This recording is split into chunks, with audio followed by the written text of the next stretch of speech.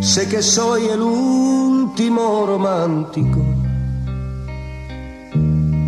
Soy aquel que cuando da una flor, sin decir nada, sabe ver y comprende por la expresión de tu rostro y el temblor que hay en tu mano.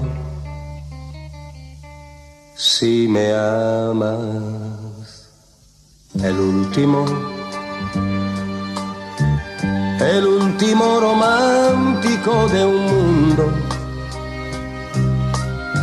que hasta se emociona al ver jugar a dos palomas besándose en la plaza, no importándoles la gente que les puede hacer daño al andar con tanta prisa. Porque si es la